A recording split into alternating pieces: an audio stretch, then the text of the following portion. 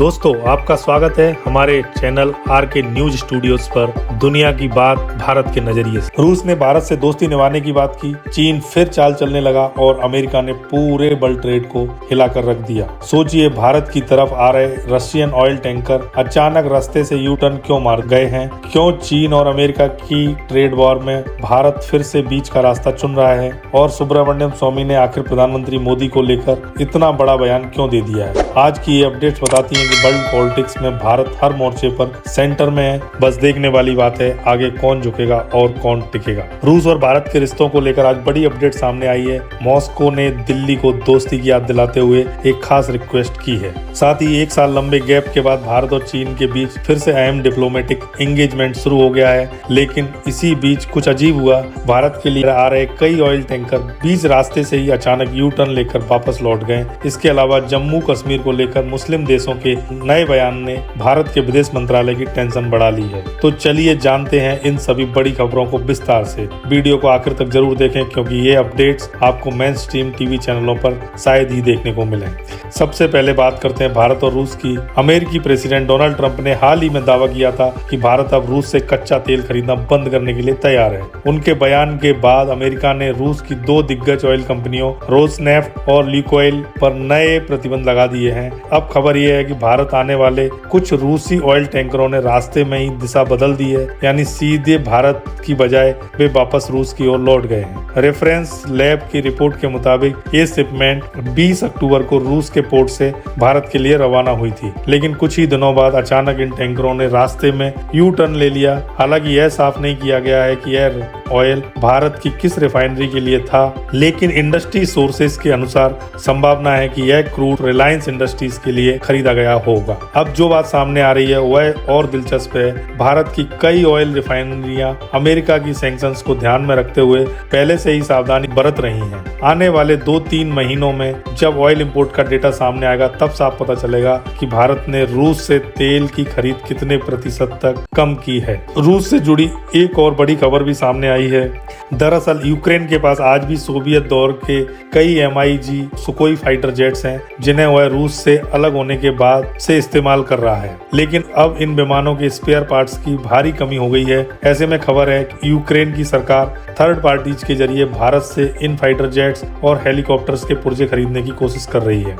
रूस ने भारत को चेताया है कि यूक्रेन अनधिकृत चैनलों के माध्यम से MiG-29, Su-27, Mi-8 और Mi-2 के पार्ट्स हासिल करने की कोशिश कर रहा है। मॉस्को ने दिल्ली से अनुरोध किया है कि इन कंपोनेंट्स पर एक्सपोर्ट कंट्रोल्स को और सख्त किया जाए ताकि ये पुर्जे किसी थर्ड पार्टी के जरिए यूक्रेन तक न पहुंचे। भारत को रूस ने लंबे समय से अपने रक्षा सहयोगी के रूप में भरोसा दिलाया है और लाइसेंस प्रोडक्शन परमिशन भी प्रदान की है। अगर इन नियमों का उल्लंघन होता है तो भविष्य में रूस ऐसी परमिशन रोक सकता। इसलिए भारत भी इस मुद्दे पर रूस के साथ पूरी तरह सहयोग कर रहा है ताकि दोस्ती और रक्षा सहयोग दोनों की विश्वसनीयता बनी रहे। अब बात करते हैं वह बड़ी खबर की जो सीधे जुड़ी है भारत और जापान से। आज कुछ ही घंटे पहले प्रधानमंत्री नरेंद्र मोदी ने जापान की नई प्रधानमंत्री सनाई तकाइची से फोन पर बातचीत की है। दोनों नेताओं के बीच इस बातचीत में द्विपक्षीय संबंधों को और मजबूत करने, डिफेंस कोऑपरेशन बढ़ाने और इंडो पैसिफिक रीजन में स्थिरता बनाए रखने पर चर्चा हुई है।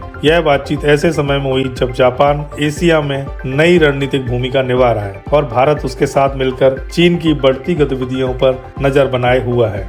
इस बीच एक और गर्व का पल भारत के सामने आया है। राष्ट्रपति द्रौपदी मुर्मू ने आज राफेल फाइटर जेट में उड़ान भरी है और यह पल भारतीय वायु सेना के इतिहास में दर्ज हो गया है। उनके साथ इस सॉर्टी में ग्रुप कैप्टन अमित गहानी थे और राष्ट्रपति मुर्मू ने स्क्वाड्रन लीडर शिवांगी सिंह से भी मुलाकात की जो ऑपरेशन सिंदूर के समय चर्चा में रही थी। पाकिस्तान ने तब झूठा दावा किया था कि उन्होंने भारत के फाइटर जेट को गिराया और शिवांगी सिंह को कैप्चर किया है, जबकि यह पूरी तरीके से फेक था। द्रौपदी मुर्मू अब भारत की पहली राष्ट्रपति बन गई हैं जिन्होंने दो अलग अलग फाइटर जेट्स सुकोई Su-30 MKI और अब राफेल दोनों की सॉर्टी ली है। अब चलते हैं भारत और चीन की ओर। 25 अक्टूबर को दोनों देशों के बीच मिलिट्री कोर कमांडर लेवल की 23वीं बैठक लद्दाख के पास चुशूल मोल्डो बॉर्डर पॉइंट पर आयोजित की गई। यह वार्ता लगभग एक साल बाद हुई है क्योंकि पिछली बार ऐसी मीटिंग अक्टूबर 2024 में हुई थी। इस बैठक में दोनों पक्षों ने बॉर्डर पर शांति बनाए रखने, सैनिकों के बीच बीच तनाव कम करने और ग्राउंड लेवल पर विवादों को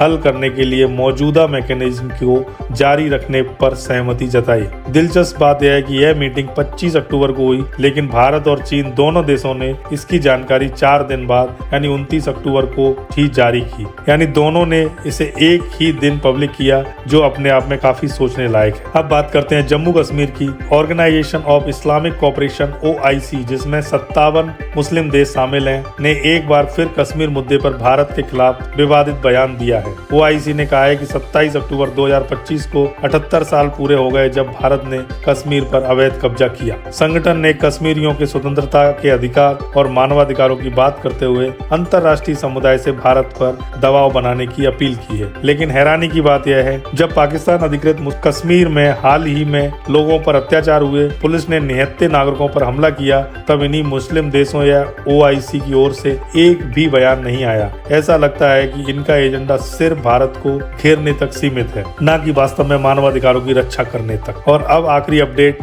भारत पाकिस्तान से। पाकिस्तान ने गुरु नानक जयंती के अवसर पर भारत के 2100 सिख श्रद्धालुओं को वीजा जारी किए हैं। यह वीजा 4 से 13 नवंबर तक चलने वाले धार्मिक कार्यक्रमों में शामिल होने के लिए दिए गए हैं। हालांकि पाकिस्तान की नीयत पर सवाल इसलिए उठ रहे हैं क्योंकि एक तरफ वह धार्मिक सौहार्द की बात करता है, दूसरी तरफ भारत विरोधी माहौल बनाता रहता है। अब बात करते हैं चाइना और अमेरिका के बीच चल रहे ट्रेड टकराव की। डोनाल्ड ट्रंप ने कुछ दिन पहले चाइना को चेतावनी दी थी कि अगर 1 नवंबर तक उसने सोयाबीन और रेयर अर्थ पर लगे रिस्ट्रिक्शंस नहीं हटाए तो अमेरिका उस पर 155% तक के टैरिफ लगा देगा। लेकिन ऐसा लगता है कि डेडलाइन आने से पहले ही चाइना झुकता नजर आ रहा है। रेफरेंस के लिए आपकी स्क्रीन पर आर्टिकल का स्क्रीनशॉट देख सकते हैं। रिपोर्ट्स के मुताबिक ट्रंप और शी जिनपिंग की साउथ कोरिया में होने वाली मुलाकात से ठीक पहले चाइना ने अमेरिका से 18,000 मीट्रिक टन सोयाबीन का ऑर्डर दे दिया है और डिलीवरी दिसंबर और जनवरी के बीच होगी। यानी चाइना फिलहाल किसी भी बड़े ट्रेड वार को टालना चाहता है और अमेरिका से बातचीत के दरवाजे खुले रखना चाहता है। दिलचस्प बात यह है कि 19 ट्रिलियन की विशाल इकोनॉमी होने के बावजूद चाइना अब भी अमेरिका की पॉलिसीज के प्रेशर से पूरी तरह मुक्त नहीं हो पाया है और यह चीज दुनिया को दिखा रही है कि सुपर पावर की इस जंग में इकोनॉमिक इंटरडिपेंडेंसी अभी भी सबसे बड़ा फैक्टर है। अब बढ़ते हैं एक ऐसी खबर की ओर जो सीधे भारत की राजनीति से जुड़ी हुई है। भाजपा के सीनियर लीडर और पूर्व सांसद सुब्रमण्यम स्वामी के ताजा बयान ने फिर से सुर्खियां बटोर ली हैं। कभी कांग्रेस और गांधी परिवार के सबसे बड़े आलोचक माने जाने वाले स्वामी अब लगातार प्रधानमंत्री नरेंद्र मोदी और विदेश मंत्री एस जयशंकर की नीतियों पर निशाना साध रहे हैं। डोनाल्ड ट्रंप के सैंक्शन और अमेरिकी दबाव के बीच जब रिपोर्ट आई कि भारत ने रशियन ऑयल की परचेजिंग अस्थायी रूप से रोक दी है, तो सुब्रमण्यम स्वामी ने इसे लेकर एक बेहद विवादित बयान दे दिया। उन्होंने कहा कि अब प्रधानमंत्री नरेंद्र मोदी को इंटरनेशनल लेवल पर एक पॉलिटिकल कॉवर्ड यानी कि डरपोक लीडर के तौर पर देखा जा रहा है। स्वामी का कहना है कि प्रधानमंत्री खुद कह चुके हैं कि भारत की सीमा में कोई नहीं आया, लेकिन 2020 में चाइना ने जबरन घुसपैठ की थी और आज भी बॉर्डर पर धीरे धीरे कब्जा बढ़ा रहा है। उनके मुताबिक मालदीव से लेकर हिमालय तक कई पड़ोसी देश भारत की स्ट्रेटेजिक पोजीशन को चैलेंज कर रहे हैं और मोदी सरकार इन मुद्दों पर हार्ड स्टैंड नहीं ले पा रही है। उन्होंने यह भी कहा कि आज की स्थिति ऐसी है कि प्रधानमंत्री मोदी को संसद में अपनी मेजॉरिटी बनाए रखने के लिए छोटी छोटी रीजनल पार्टियों पर निर्भर रहना पड़ रहा है। यानी एक समय के स्ट्रॉन्ग लीडर के रूप में देखे जाने वाले मोदी पर अब उनकी ही पार्टी के वरिष्ठ नेता सवाल उठा रहे हैं। वैसे यह पहली बार नहीं है जब सुब्रमण्यम स्वामी ने ऐसा विवादित बयान दिया हो, लेकिन इस बार उन्होंने विदेश नीति, चीन बॉर्डर और रूस जैसे मुद्दों को लेकर मोदी और जयशंकर दोनों पर एक साथ हमला बोला है। अब सवाल यह है कि क्या यह सिर्फ एक व्यक्तिगत नाराजगी है या इसके पीछे कोई बड़ा पॉलिटिकल कैलकुलेशन छिपा हुआ है? आपका क्या मानना है? क्या स्वामी की बातें वाजिब हैं या यह सिर्फ पब्लिक अटेंशन पाने का एक नया तरीका है? अपनी राय हमें नीचे कमेंट सेक्शन में जरूर बताएं। तो दोस्तों,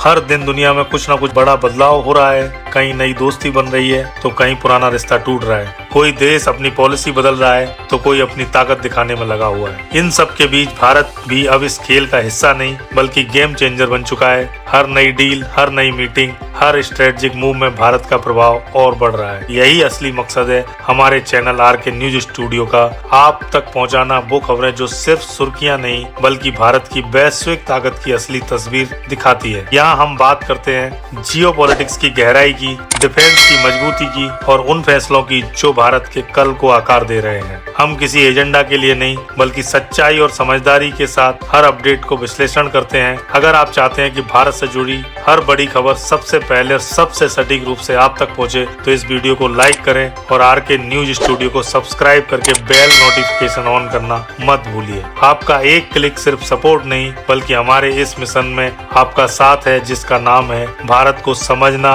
और भारत को आगे बढ़ाना। धन्यवाद दोस्तों। जय हिंद, वंदे मातरम।